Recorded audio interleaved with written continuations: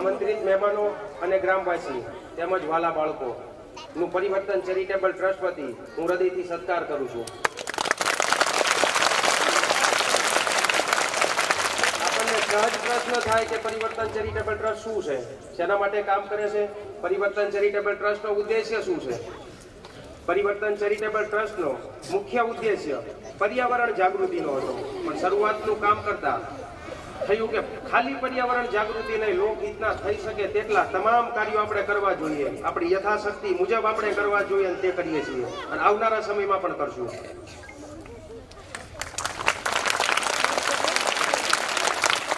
પરિવર્તન charitable trust આને અનુસંધાને તેના લોગોનું મુખ્ય સ્લોગન સેવા અસ્માકમ ધર્મ રાખ્યું છે. સેવા અસ્માકમ ધર્મ એટલે કે સેવા અમારો પરમ ધર્મ છે. વિજ્ઞાને મનુષ્યના જીવનમાં અનેક ક્રાંતિ સર્જી છે, પરંતુ 21મી સદીમાં પ્રવેશી ચૂકેલા માણસ માટે અનેક સમસ્યાઓ સર્જાતી જાય છે. તેમાંની એક ગંભીર સમસ્યા સર્જાતી જાય છે, જેનું આવનારા સમયમાં એને ખરાબ પરિણામ ભોગવવાનું છે. તે સમસ્યા છે પર્યાવરણ. પર્યાવરણ એ કુદરતની આપેલી અમૂલ્ય ભેટ છે, પરંતુ માણસોનું આના તરફ બહુ ધ્યાન ઓછું છે. જ્યારે ધ્યાન જવાનું છે ત્યારે બહુ મોડું થઈ જવાનું છે અને આવનારી પેઢી આની કિંમત કરોડો રૂપિયા ખર્ચીને ચૂકવી નથી શકવાની અને આવનારી પેઢી આની કિંમત ચૂકવશે, નુકસાન ભોગવીને ચૂકવશે.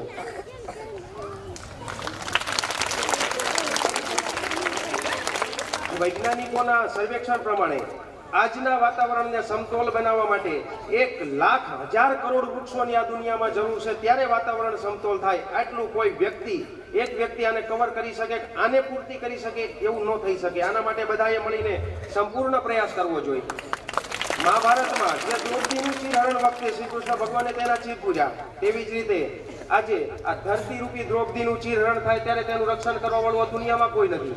આજે પણ ભીષ્મ પિતામહ અને દ્રોણ જેવા જે માણસો છે તે ચૂપ રહી જોવે છે, જે આવનારા સમયને ભોગવશે અને આવનારી પેઢીના નુકસાનનો વારસો આપીને જવાના છે.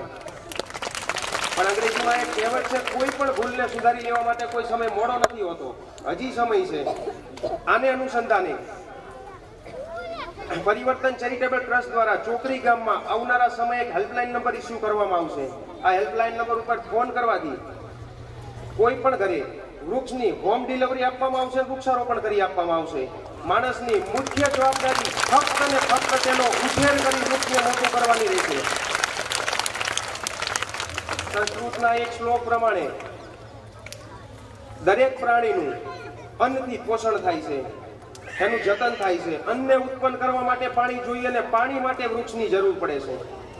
વૃક્ષનો ઉછેર કરવો એક સેવા યજ્ઞ છે. આ સેવા યજ્ઞ દરેક મનુષ્યએ પોતાની યથાશક્તિ પ્રમાણે કરવું જોઈએ. આજના દિવસે પરિવર્તન ચેરિટેબલ ટ્રસ્ટ દ્વારા સર્વરોગ નિદાન કેમ્પનું આયોજન કરેલ છે. સાથે સાથે બ્લડ ડોનેશન કેમ્પનું પણ આયોજન કરેલ છે. તો મુખ્ય મહેમાનો, આમંત્રિત મહેમાનો અને ગ્રામવાસીઓનું આહવાન કરું છું કે સેવા યજ્ઞમાં આપણે સૌ ભાગીદાર થઈએ. આનાથી એકત્ર થતું બ્લડ થેલેસેમિયાના બાળકોને લોહીની બ્લડની પૂર્તિ કરશે અને કોઈની જિંદગી બચાવી આપણે.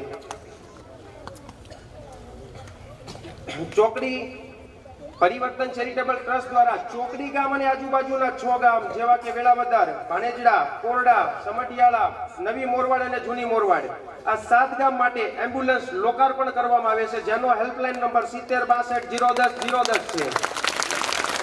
આ નંબર ઉપર કોઈ પણ માણસ ફોન કરવાથી આ સુવિધાનો લાભ લઈ શકે છે. ઉપરાંત આમાં જરૂર લાગતા પોતાનું અંગત મંતવ્ય પણ આપી શકે છે, જેથી કરીને સુધાર કરવાની ખબર પડે. પરિવર્તન ચેરિટેબલ ટ્રસ્ટ દ્વારા ચોકડી ગામમાં 12 ધોરણ સુધી અભ્યાસ કરતા 1371 જેવા સમથિંગ વિદ્યાર્થીને શ્રીમદ ભગવદ ગીતાજી ભેટ આપવામાં આવશે, જેથી કરીને ભગવદ ગીતાજી જેવો પવિત્ર ગ્રંથ ચોકડીના દરેક ઘર સુધી પહોંચી શકે. ચોકડી પરિવર્તન ચેરિટેબલ ટ્રસ્ટ દ્વારા આવનારા સમયે એવો પ્રયત્ન ચોક્કસ કરવામાં આવશે કે ડિફેન્સની તૈયારી કરતા યુવાનો માટે એક લાઇબ્રેરી અને એક ટ્રેનિંગ ગ્રાઉન્ડ લોકાર્પણ કરવામાં આવે. ફિઝિકલની જરૂર લાગતા યુવાનને હું પોતે તૈયાર કરીશ, જેથી સર્વરાટ, જનૂન, જુસ્સો અને શક્તિવાળા યુવાન તૈયાર થાય.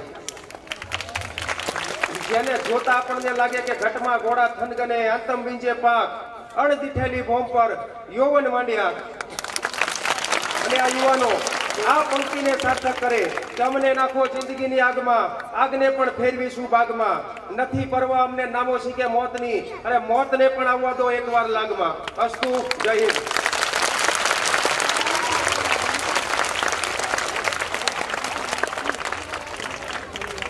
હજી એકવાર દિલથી તાળીના ગડગડાટથી આપણે મહેશને વધાવશું કે એમને એમના ગોલ પરિવર્તન ચેરિટેબલ ટ્રસ્ટ દ્વારા આજથી જાહેરાત કરવામાં આવે છે કે ચોકડી ગામમાં કોઈ પણ દીકરા દીકરીને આર્થિક પરિસ્થિતિના અભાવે શિક્ષણમાં કે અભ્યાસમાં તકલીફ પડતી હોય તો એનો અભ્યાસ પૂરો થાય ત્યાં સુધીની સંપૂર્ણ જવાબદારી પરિવર્તન ચેરિટેબલ ટ્રસ્ટ લે છે।